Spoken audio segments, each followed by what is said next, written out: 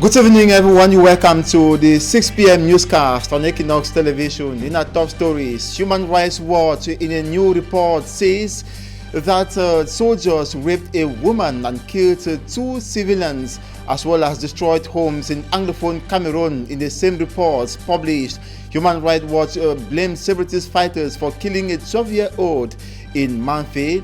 The Human Rights Watch is calling on the UN Security Council to intervene in the security situation in the two English-speaking regions of the country to save the population. We equally tell you in this edition of the newscast how the mayor of Njan, that's in the southwest region of the country, has said that the government authorities care for the missing 5 divisional delegates who were kidnapped on June 15, 2021 by armed men suspected to be separatist fighters. It should be noted, since 6 of them were kidnapped, 1 died.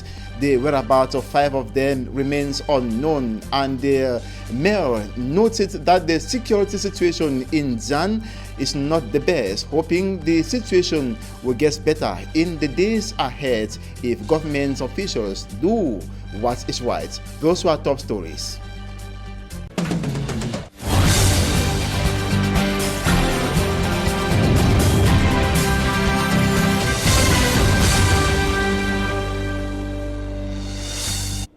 Good evening once again. You're welcome to the 6 p.m. primetime newscast on Equinoxe Television, where we're broadcasting live from the nation's economic capital, Douala. We begin with this report published by Human Rights Watch. It is blaming soldiers for raping a woman and killing 2 civilians in Anglophone Cameroon, also destroying homes.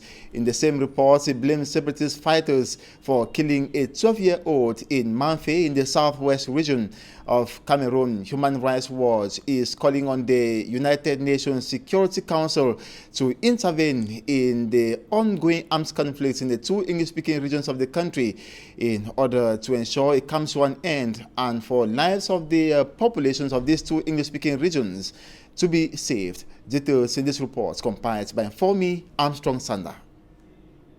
In the report published on August 2, 2021, Human Rights Watch cries out that new abuses in the Anglophone regions highlights the urgent need to protect communities at risk and hold those responsible for the abuses accountable.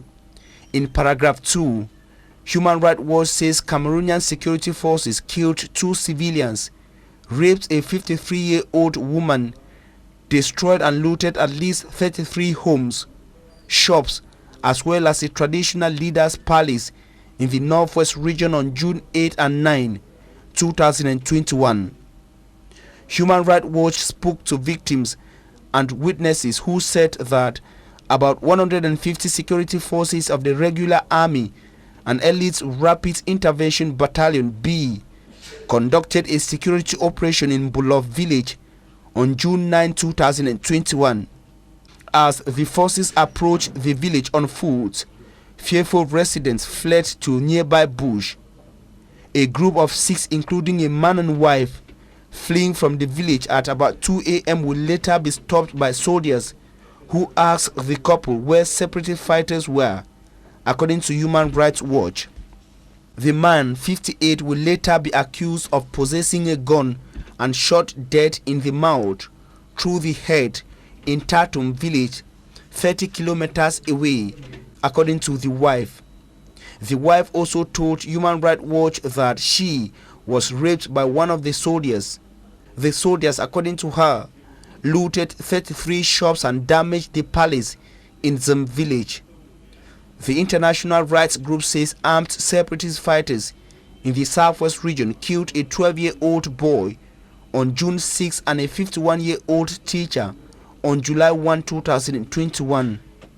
Further, on June 25, 2021, separatist fighters in the northwest region kidnapped 4 humanitarian workers and held them overnight. Citing a UNICEF report, Human Rights Watch says 6 members of an armed group attacked a religious center in Manfé, killing a 12-year-old boy and wounding a 16-year-old boy. The right group says separatist fighters killed a physics teacher in Kumba after having warned him against teaching.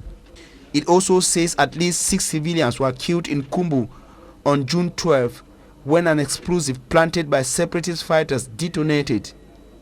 Senior researcher at Human Rights Watch, Ilaria Allegrossi, regrets that those responsible for the atrocities against civilians in Anglophone Cameroon are yet to face any consequences. She then called on the United Nations Security Council and other regional partners to impose sanctions against those responsible for the grave human rights violations.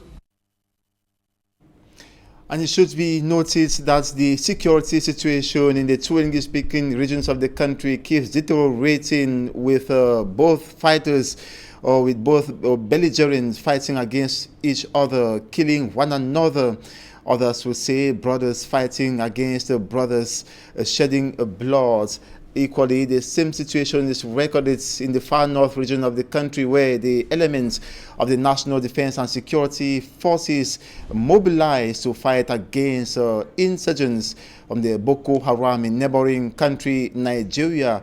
Killing of security elements is also recorded on daily basis when the insurgents attack. Reason why the minister delegates in charge of defense, Joseph Betty Asomo, was in the far north region of the country to ensure that the soldiers are remobilized and strategized to fight the insurgents. And speaking on the program, the insights on Equinoxe Television, an expert in conflict resolution and management, Professor Sob Christopher, told Babla Jonathan that the killing of security elements in the two English-speaking regions of the country, in the far north region of the country, is clear indication that the elements of the National Defense Forces are weak.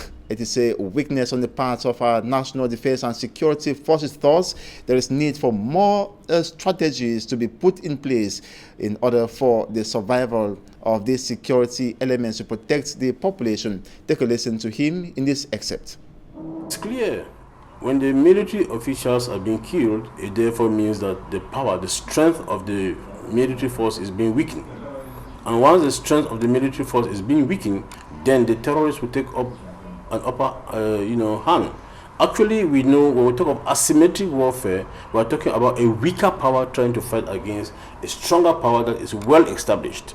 But if they can go to this angle, to this level, where they are able to kill 6 of our military men and women, put it that way, then it is not a very good sign. So the government as well is supposed to step up its security measures to see into it that the military is not being killed in this way. Because now what is happening over there, the people are exposed to danger. The terrorists, they have an easy route to come and attack and kill many civilians. You know, the main focus of terrorists is not to kill the military. It can happen once in a while, but their focus is to attack softer targets, like civilian targets, in order to send a psychological message to the governments that be. And so when it happens in this way, they have sent the message that they are coming up stronger. And when they send this message, it therefore means that the government is supposed to step up. And to step up as well is not a matter of one day, because it takes time to train the military, to train personnel to become competent to fight against terrorists. So it is not going to be an easy task, but I think that the multinational task force should come together, look at their strategy again, and see how they can attack this issue, this phenomenon of Boko Haram terrorist group. And the experts in conflict resolution and management told Babla Jonathan that the military needs to strategize in order to fight against terrorists, also separatist fighters who are killing elements of the National Defense and Security Forces. But in the strategy that has to be adopted by the military, they must do so to fight against the enemy without endangering lives of the population. Take a listen once again. Has to look for a middle point.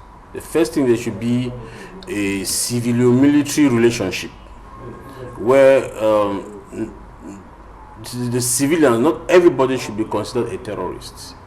They have to look for mechanisms of identifying those who are terrorists. And we know many people over this in the northern part and far north regions. They live on commerce. And so if we block them from moving, we are creating hardship. And when you create hardship, the youth do not have a place to go, then it may be a possibility for them to start picking up arms or contemplating joining the terrorist group because they don't have any choice. So we have to see that the measures we are taking should not be measures that will push the youth and the people, because one thing with such asymmetric warfare is that the people tend to support these terrorists. You know, not that they support them openly, but you see that they don't care. They don't support the government in fighting against the terrorists. So we should not push the people to think that they have to support the terrorists because the government is making life difficult for them. We should create a corridor where there will be business, there will be circulation of people, there will be movement of people, and there will be movement of goods. And at the very time, step up targeted security. That means security that will go out for particular purposes.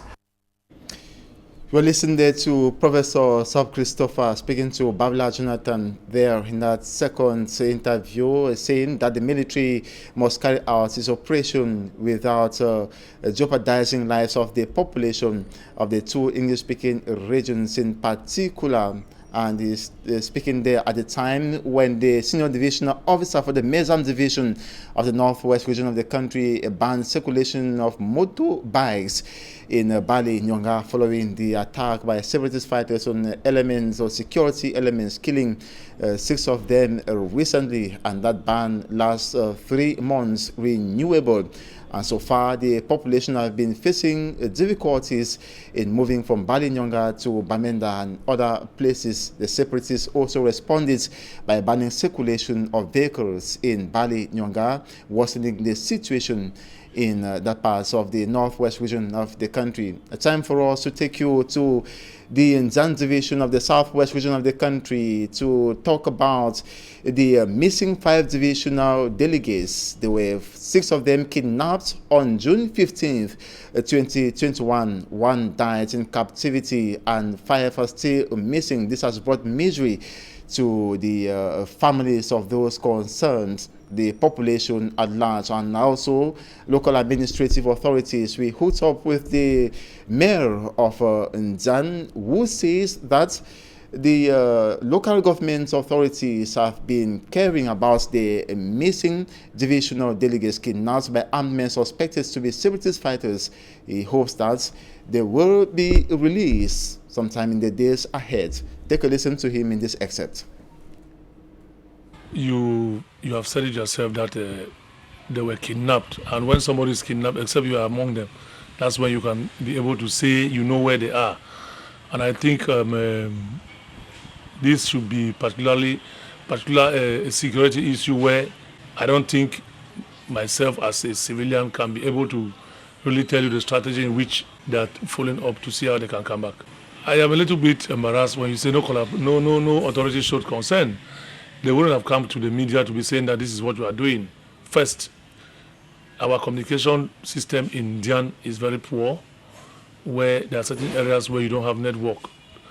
But I'm sure with the type of authorities we have in Dian division, I think some concern was shown to them before, after a certain time where the network went off, that nobody can get to any other person apart from foot-to-foot or face-to-face discussion. If somebody has a problem, you will find out to know what happened.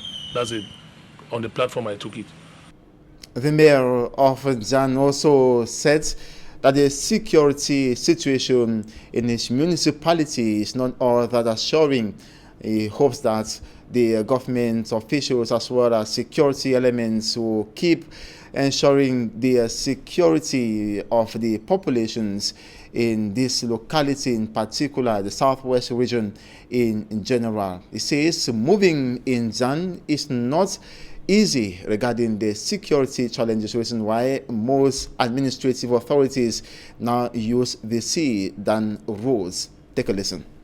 Honestly speaking, the security situation is not the best, but I think that the government is trying to calm down the environment.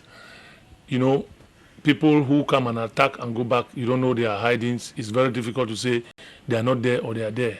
They are not permanently in town. They live in the forest. You must be somebody who lives in the forest before you know that they are not there or they are there. But all the same, from the experience we have had in our municipality, which is a divisional headquarters for Njan Division, there is relatively peace in Mundimba in particular. Before, many people were traumatized, but at least as days goes on and things are changing, like as I said, and I always say it, that the administrators who are in Njan are doing their possible best to see that the population live in peace. Before, they were traumatized, but I think this time around, they have stabilized their system in living. You avoid places where it's risky, because no matter the security living in Mundimba, you yourself have to be one of the first security. You don't go to a place where you know it's risky. Even before, you cannot get to a stream when you know there's flood. First and foremost, it is necessary for you to secure yourself, to take care of yourself, to protect yourself from any injury and for any insecurity. So if you were one of us who live in such an area, you want to use the easiest means, because military, the B are always in the sea. So to be safe, it's good to use the sea, no matter the roughness of the sea, but you have to manage to get to your destination, because no human being, a normal human being, cannot hear that 6 delegates were kidnapped and 1 killed.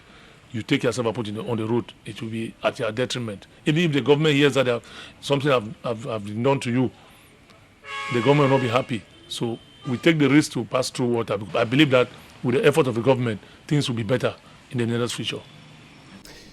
On to something else. The African swine fever extends its tentacles in the country after the ban by authorities in the northwest region the circulation of pigs. This is the turn of other regions, notably the Mongo division of the Littoral region, where local administrative authorities have intercepted a truck transporting 16 pigs, 9 dead. The pigs were handed over to officials in the ministry, that's in the divisional delegates of livestock. Details with Malaglory. Dead pigs transported for commercial purpose were intercepted by forces of law and order in the Mongo division. 16 pigs were seized and handed to the divisional delegate for livestock. 9 of them were discovered dead. This was done following a campaign launched by the Ministry of Livestock, Fishery and Animal Industry to fight against African swine fever.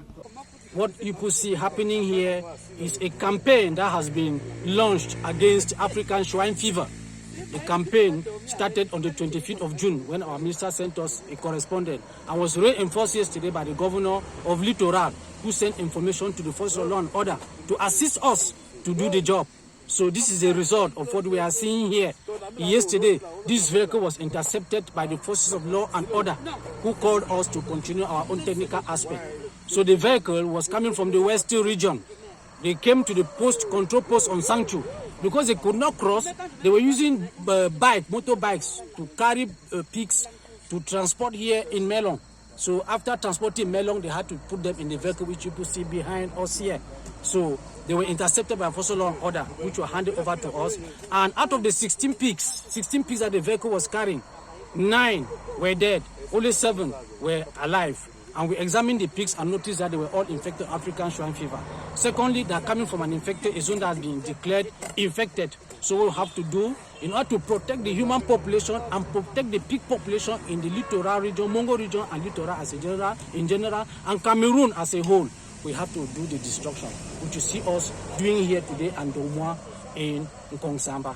The infected pigs left the West region, which is known to be highly infected with the disease, to Konsamba. The public transport vehicle carrying the 16 pigs were intercepted at the security control post of Sanchu. Arrivé au contrôle de Konsamba I left Melon with the pigs, and on the way I had a breakdown around 9 p.m. I was cut off on the road by the forces of law, which I was asked to present a certification from the veterinary officials, which I did not have. They said the government have won the transportation of pigs, and I don't know what to do at this point.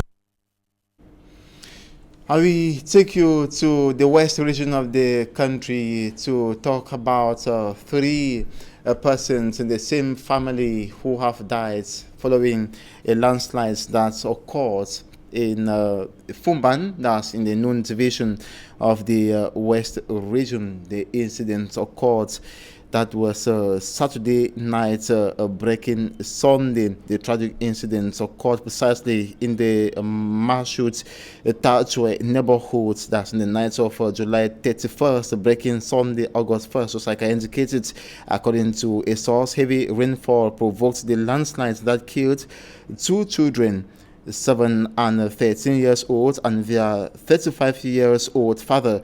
The aggrieved mother of the children and wife of the 37 years old man was at a wedding ceremony. A source hints that the family house was built at a risk zone. The mother of the two children and wife of the 35 years old man remains in a traumatized state. We talk about the COVID-19 pandemic to say the International Monetary Fund has disbursed a third loan to the government of Cameroon to enable it to recover from the COVID-19 pandemic. Is coming at a time when several groups and Cameroonians have been condemning the mismanagement of funds by government officials, funds meant to fight against the COVID-19 pandemic and disbursed by the International Monetary Fund. The financial agreement was signed recently. That was noticed by the International Monetary Fund on Thursday. Charles Ekume spoke to Barrister Alice Com. He compiled this report. Despite alleged embezzlement claims over COVID-19 funds by state officials, the International Monetary Fund has proceeded to grant a loan of 365 billion francs CFA to the state of Cameroon, a topic which was discussed during the weekend program La Vérité en Face, which featured Barrister Alice Com, who was amongst the 20 women who wrote to the IMF requesting that the financial institution shouldn't grant another loan for the government until it provides a balance sheet on how the first loan was managed. Talking on the program, Barrister Alice Com says the IMF is playing its role by supporting the government genuinely, and only the Cameroon government should be held responsible for mismanagement of COVID-19 funds. The response given by the International Monetary Fund proves one thing, which is that the state of Cameroon shouldn't use money allocated for the population for personal interest. The money goes through persons whom we all have elected, and when this money gets to its destination, we need not accuse the International Monetary Fund. Although the audit bench issued a report on suspicion of embezzlement in the management of funds allocated to the ministries to fight COVID-19, ordered by the President of the Republic, the barrister says she no longer believes in the promises or word of the head of state. If you can believe in someone who has used lies between you and him every day for 40 years, and then, okay, you can think like that. But me, I have no more confidence in what President say or does. Because our road has so many lies from him. It should be recalled that one of the investigations was entrusted to the Special Criminal Court responsible for economic offences amounting to more than 50 million francs CFA. The investigators thus interviewed all members of government and head of ministries, but nothing has been said about the mismanaged funds till date. The president of the National Communication Council, Joe Chobonkeng, has paid a working visit to Equinoxe Radio and Television today. His visit is meant to sensitize media practitioners or professionals on the importance of respecting the ethics and deontology of the profession. Speaking to Equinoxe Television, he appreciated the work being carried out, but warned that in case they go out of track when reporting, they will enter the dragnet of the National Communication Council. Take a listen to the president of the National Communication Council, Joe Chebonkeng, in the following excerpt. I want to salute the efforts of Equinoxe Television for what they have been doing and for most of what they do in terms of trying to inform Cameroonians. But I want to also call the attention of Equinoxe Television that the media can be as good as it can be bad, in the sense that if you don't follow professional ethics and deontology in what you do, there are strong possibilities that in always trying to dare, you can dare into the unknown and you fall into the trap of the National Communication Council, which is a regulatory board. And our wish is that you remain professional so as not to get into problems. And that's it for this edition of the 6 p.m. primetime newscast on Equinoxe Television. Thanks so much for watching. Join us tomorrow for another edition. Nice evening.